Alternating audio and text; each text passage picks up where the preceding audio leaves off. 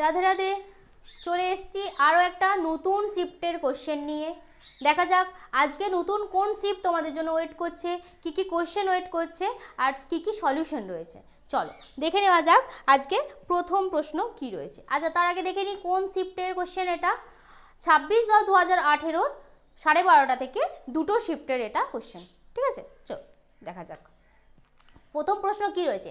5 মোল জলের ভর কত? 5 মোল জলের ভর কত? আচ্ছা এবার জলের আমরা রাসায়নিক সংকেত আমরা কি জানি? রাসায়নিক সংকেত কি জানি?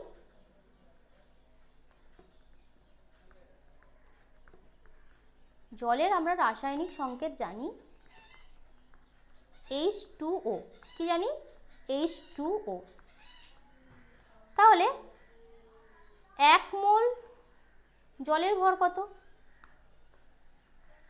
1 মোল জলের ভর তাহলে কি না হাইড্রোজেন পরমাণুর ভর।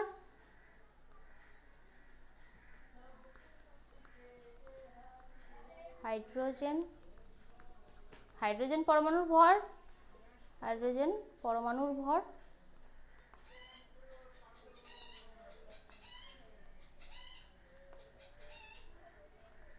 গণিত হচ্ছে 2।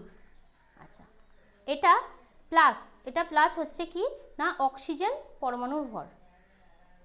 অক্সিজেন পরমাণুর ভর,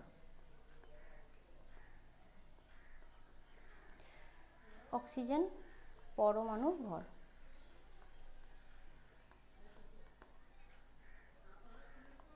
গণিত 1। তাহলে কি হাইড্রোজেন পরমাণুর ভর কত? হাইড্রোজেন পরমাণুর ভর হচ্ছে 1 গণিত 2। অক্সিজেন পরমাণুর ভর কত? অক্সিজেন পরমাণু হচ্ছে 16 × 1। তাহলে টোটাল কত হচ্ছে 2 + 16 মানে হচ্ছে 18। আচ্ছা তাহলে 1 মোল জলের ভর যদি হয় 18, তাহলে 5 মোল জলের ভর কত হবে? 5 মোল জলের ভর, 5 মোল জলের ভর 1 মোলের যদি হয় 18, তাহলে 5 মোলের 18 গ্রাম, তাহলে 5 মোলের হবে কি 5 × 18 মানে 90 ইউনিট। ঠিক আছে, অপশন 3 হচ্ছে আমাদের কারেক্ট অ্যান্সার। ওকে চলো নেক্সট কোশ্চেন দেখা যাক।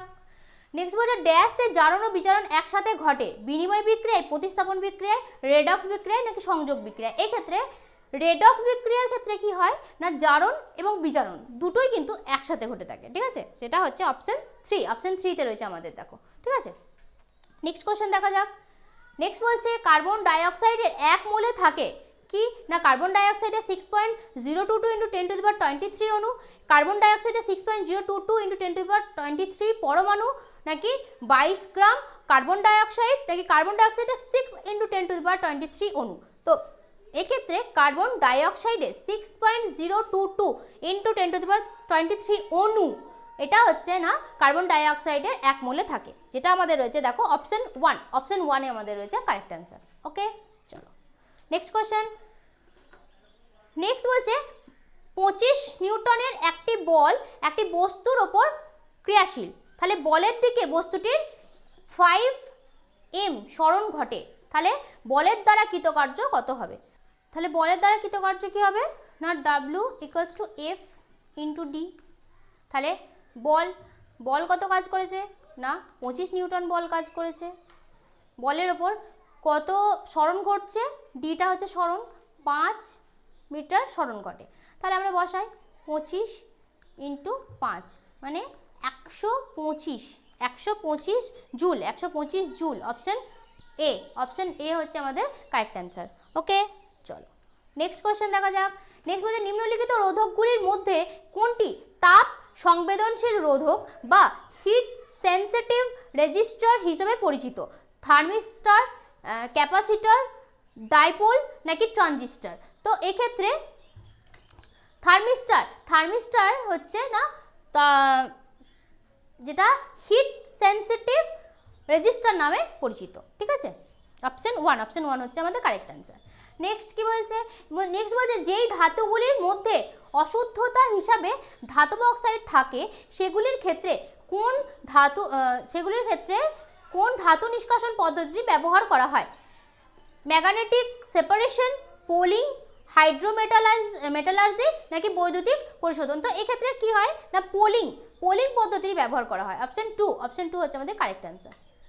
নেক্সট, যে উদ্ভিদগুলির সুবিন্যস্ত পৃথকীকৃত কলা থাকে যেখান থেকে পর্যায়ক্রমে বীজ উৎপন্ন হয় সেই উদ্ভিদগুলিকে বলা হয় কি বলা হয়? টেরিডোফাইটা, ক্রিপ্টোগ্যামি, ফ্যানেরোগ্রামস নাকি থ্যালোফাইটা? তো এক্ষেত্রে বলা হয় না ফ্যানেরোগ্রামস, ঠিক আছে? তাহলে এই ধরনের উদ্ভিদগুলোকে কি বলবো আমরা?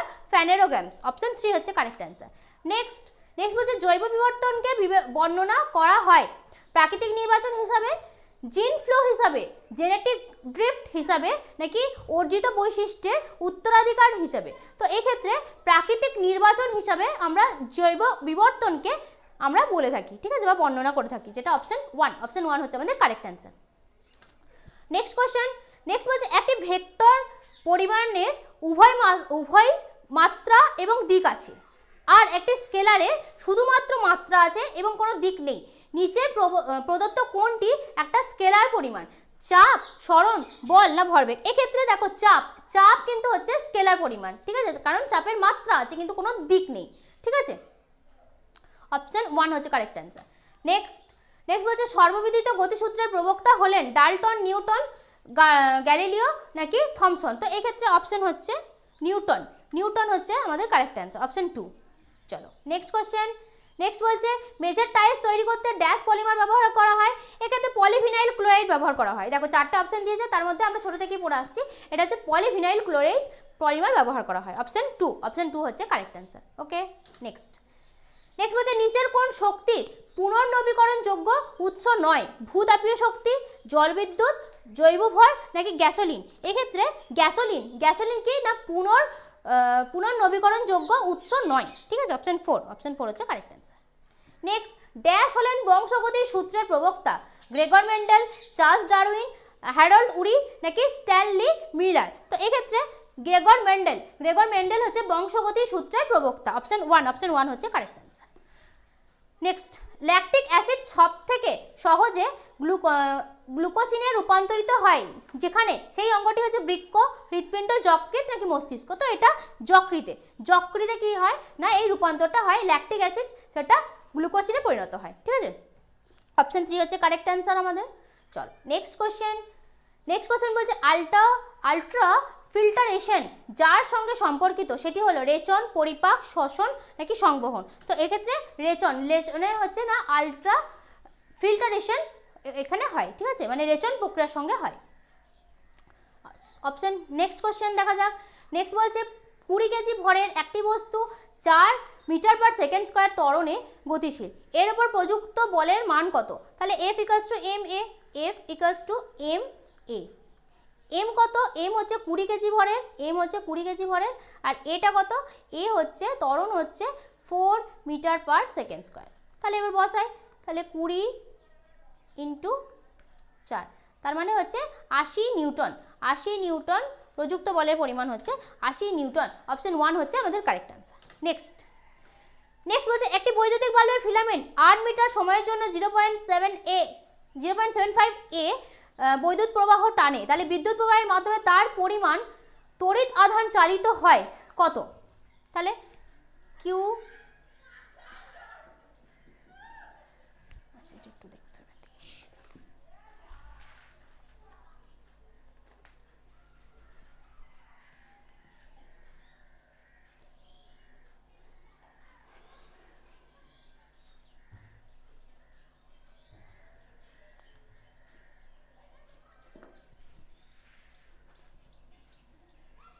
আচ্ছা, এবার দেখো তাহলে কি না Q equals to I T, তাহলে আই কি?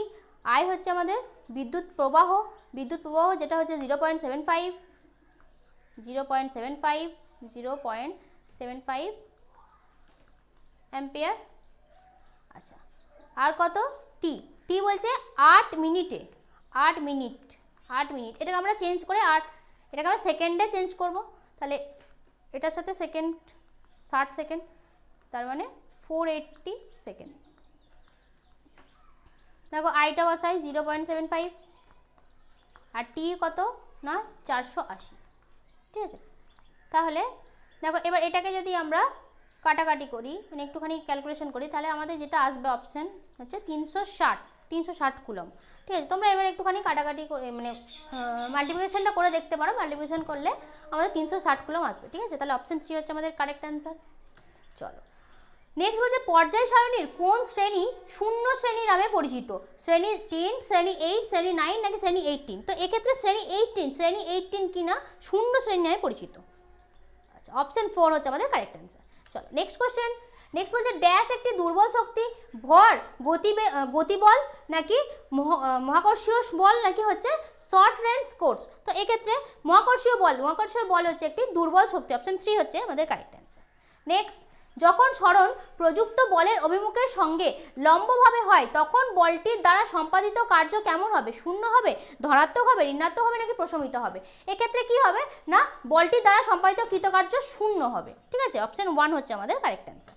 নেক্সট বলছে সালফারের পারমাণবিকতা হলো বহু পারমাণবিক, দ্বিপারমাণবিক, এক পারমাণবিক এবং চতুষ্পারমাণবিক। তো এক্ষেত্রে সালফারের পারমাণবিকতা হচ্ছে বহু পারমাণবিক।